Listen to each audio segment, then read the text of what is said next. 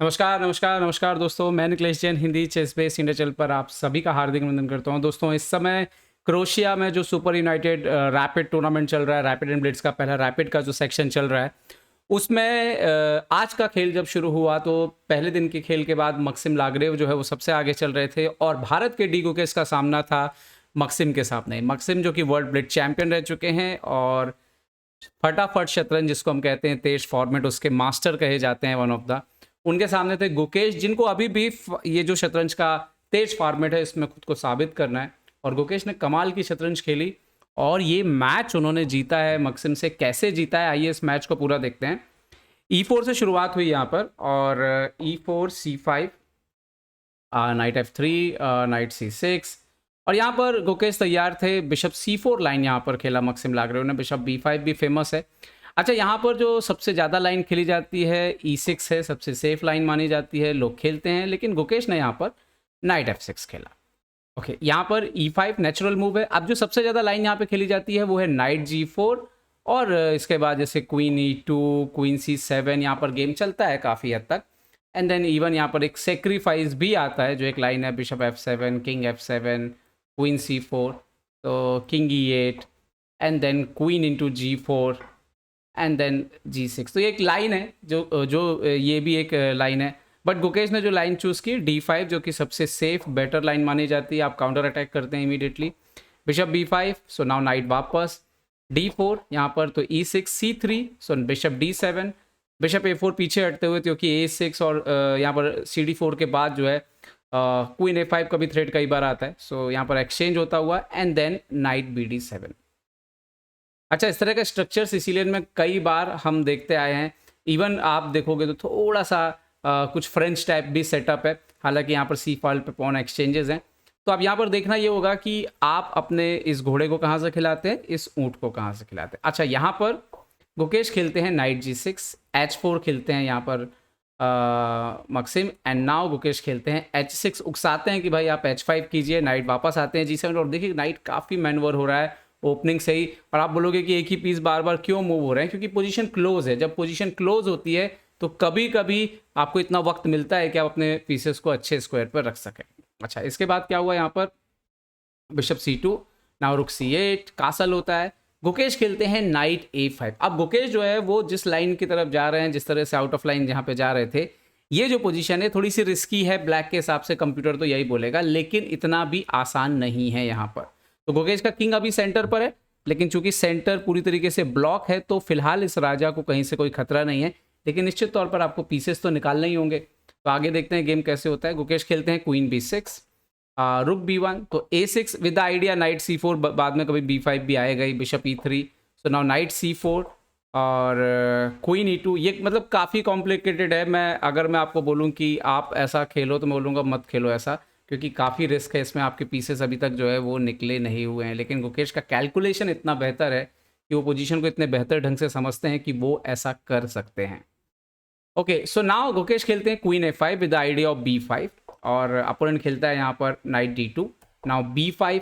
और आप देखो कि अभी तक ये जो बिशप है वो अंदर है, राजा सेंटर पर है, ये रुक गेम में आया नहीं है, कैसल हुआ नहीं है।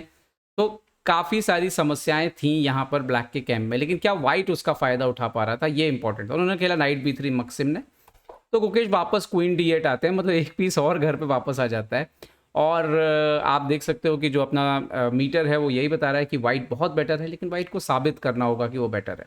अब इसके बाद कहानी थोड़ी सी बदलना शुरू होती है। नाइट C5 आते हैं यहाँ पर मक्सिम और गुकेश खेलते हैं नाइट C6। गुकेश एक्चुअली में एक प्रकार से ऑफर करते हैं कि आपको नाइट A6 मारना हो तो मारिए, लेकिन एक्चुअली में नाइट A6 एक गलत चाल है, क्योंकि आफ्टर क्वीन A5 आप नाइट C5 आ भी जाओगे, यहाँ पर कुछ एक्सचेंजेस होंगे, बट अल्टीमेटली पॉन रिकवर हो जाएगा और ब्लैक का पोजीशन अब पहले से काफ़ी बेटर है। तो खैर उन्होंने ऐसा नहीं किया, नाइट C6 पे जवाब दिया, मक्सिम ने B4 किया और अब यहाँ पर गुकेश C5 से इस बिशप को नाइट को मार देते हैं, एक्सचेंज होता है, D5 आते हैं। नाउ गुकेश खेलते हैं क्वीन H4 और सडनली गुकेश का पूरा फोकस जो है वो क्वीन साइड से किंग साइड पे वो स्विच कर देते हैं, यहाँ पर स्विच कर देते हैं। G3, queen H3, now A4। अब मक्सिम जो है वो काउंटर अटैक करते हैं, क्योंकि उनको पता है कि भाई कहीं से तो आपने जो लाइन छोड़ी है, तो क्यों ना मैं आप क्वीन साइड से पोजीशन को ओपन करूं और आपके ऊपर हमला करूं। गुकेश जवाब देते हैं नाइट यहाँ पर DE7, क्योंकि एक बात कहने की बात यह है कि इंजन इसको एक ब्लंडर बोल रहा है और उसके हिसाब से इस पोजीशन पे B4 जो है वो आगे बढ़ देना चाहिए था। लेकिन इंपॉर्टेंट बात यह है कि गुकेश जिस तरह से शतरंज खेलते हैं, अब यहाँ पे वजीर अकेला तो कुछ करने नहीं वाला, आपको और मोहरे तो चाहिए होंगे। तो ये क्लियर था कि गुकेश कभी ना कभी कैसल करेंगे, गुकेश कभी ना कभी F6 F5 ओपन करेंगे, रुक को भी ओपन करेंगे और नाइट को भी गेम में लेकर आएंगे। तो ये होता है, सॉरी ये नॉट दिस, ये पोजीशन नहीं थी, A4। सो नाउ नाइट E7, इन्होंने खेला AB5 और यहाँ पर night into B5, bishop into B5, रुक इंटू B5 और गुकेश यहाँ पर पॉन डाउन हो जाते हैं। अब आप देखिए कि यहाँ पर 5 पॉन है ब्लैक के पास, वाइट के पास 6 पॉन है। लेकिन जिस तरह का स्ट्रक्चर था बोर्ड के ऊपर, जैसे कि ये बिशप जो है वो बैड बिशप था काफ़ी हद तक। और अगर आप मान लीजिए कि आप सोचें कि चलिए इस पोजीशन के बाद जब गुकेश कैसल करते हैं कि आप सोचो चलो मैं बिशप C4 मार देता हूँ, but D4, queen C4 and night F5 के बाद ये पोजीशन अच्छी है। और ये भी याद रखना है कि ये पॉन कभी ना कभी तो वाइट ब्लैक मार लेगा। तो और लाइट कलर पे एक वीकनेस वो जो थी वो साफ दिख रही थी, बिशप बैड था। तो गुकेश इसलिए ये पॉन भी देने के लिए तैयार थे, एक और पॉन भी। खैर यहाँ पर मक्सिम ने खेला रुक C1, नाइट E3 होता है, क्वीन E3, क्वीन H5 और इसके बाद पोजीशन में पॉन बराबर हो जाते हैं। ठीक है, अब किंग आता है यहाँ पर G2 के स्क्वायर पर और गुकेश खेलते हैं F5।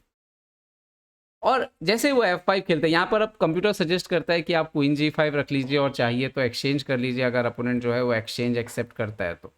ठीक है, बट एक ह्यूमन के नाते आप जीतने के लिए खेलते हैं और गुकेश ने वही किया। गुकेश ने F5 किया और अपने एक और रुक को गेम में लाते हैं।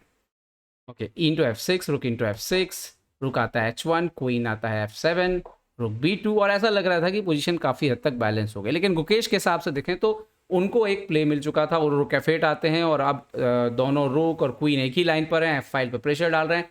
नाइट उनका अच्छा है, अपोनेंट के पास जो पोजीशन है अभी भी उनके पास जो एक पास्ट पॉन है, लेकिन क्या उनके पास बढ़ने का मौका है। और ये जो किंग है वो अब इस किंग से ज़्यादा वीक हो चुका था। तो इन्होंने खेला F4, गुकेश आते हैं नाइट C6। यहाँ पर नाइट F5 को बेटर बताया गया है, नाइट बिशप F5, E5। लेकिन वही बात है कि ये ड्रॉ की ओर मुड़ता और गुकेश जो है वो जीत तलाशने में लगे हुए थे। तो नाइट C6 खेला उन्होंने।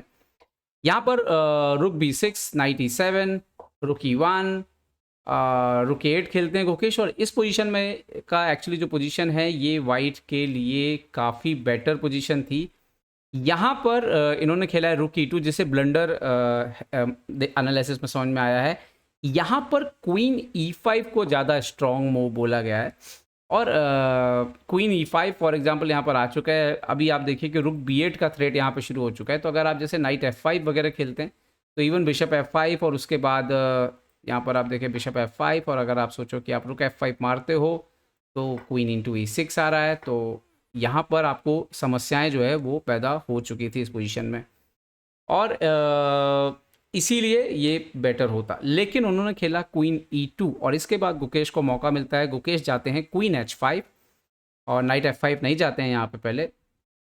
और जैसे ये क्वीन E5 आते हैं अब नाइट F5 आते हैं। यहाँ पर देखने वाली बात है कि बिशप F5 पे रुक F5 तो है, अब क्वीन E6 चेक दे भी देते हैं, किंग H7 चला जाता है। लेकिन यहाँ पर राजा जो है वो काफ़ी कमज़ोर है इस पोजीशन पे, वाइट का राजा। तो इन्होंने यहाँ पे खेला रुक B1, बट यहाँ पर आते हैं रुक E3 पर और आप देखिए कि यहाँ पर अटैक है। यहाँ पे प्रॉब्लम ये है कि अगर आप B1 नहीं जाते तो यही रुक जो है वो यहाँ पे जाता, H1 पे जाता और फिर A1 पे जाता और फिर H1 पे प्रॉब्लम आता। तो इसीलिए अल्टीमेटली इन्होंने रुक A3 से पकड़ा और ये वो पोजीशन थी जहाँ पर मक्सिम ने ब्लंडर कर दिया। यहाँ पे खेलना चाहिए था रुक F1 और गेम ऐसे चलता, इस तरीके से ड्रॉ भी हो सकता था। लेकिन उन्होंने खेल दिया रुक H1 और क्वीन F3 की जो पोजीशन थी मूव वो बिल्कुल मिस कर गए और गुकेश ने जीत दर्ज कर दी। अब इसमें एक बड़ी बात मैं आपको बताता हूँ कि एक खास समय से मतलब करीब आप समझ लीजिए कि 20 चाल के बाद से गुकेश के पास 1 मिनट का कम समय, 1 मिनट से कम का समय बचा था 25 चाल के आसपास। उससे लेकर के उन्होंने 43 चाल तक जो है वो सेकेंड्स में मैच खेला है और जीत दर्ज की है। तो यहाँ पर मैं एक बात जरूर बोलूँगा कि ये एक सुधार दिख रहा है गुकेश में कि वो बहुत कम टाइम होते हुए उन्होंने इस मैच में काफ़ी पेशेंस रखा और जब लास्ट पोजीशन में एमवीएल ने गलती की तब एमवीएल के पास 2.5 मिनट था। तो ये एक बड़ा इंप्रूवमेंट है गुकेश में और शायद गुकेश यही ढूंढ रहे हैं इन्हीं टूर्नामेंट में खेल करके, क्योंकि वर्ल्ड चैंपियनशिप में क्लासिकल में तो दुनिया बोल रही है कि उनका पलड़ा भारी है, लेकिन वो जानते हैं कि रैपिड एंड ब्लिट्स अगर टाई ब्रेक में मैच किया तो इसकी उनको बहुत ज़रूरत पड़ेगी, और मेरे ख्याल से ये परफेक्ट प्रैक्टिस हो रही है इस समय यहाँ पर गुकेश की। और आज हम जब ये वीडियो बना रहे हैं, थोड़ी देर पहले एक दुखद खबर भी मिली है कि मैग्नस कार्लसन जो विश्व चैंपियन है, उनकी माँ जो है उनका स्वर्गवास हो गया है। तो हम अपनी तरफ से संवेदना व्यक्त करते हैं, और किसी भी खिलाड़ी को बनाने में उनके पेरेंट्स का बहुत योगदान होता है। तो निश्चित तौर पर कार्लसन के लिए एक मुश्किल समय होगा, और यही कारण था कि कार्लसन ने इस टूर्नामेंट से फैमिली इमरजेंसी की वजह से नाम वापस लिया था। उम्मीद करता हूँ ये वीडियो आपको पसंद आएगा। पसंद आया तो लाइक शेयर और सब्सक्राइब करना ना भूलें। देखते रहिए chess base India. Chess base India के लिए मैं निकलेश जैन। जय हिंद दोस्तों।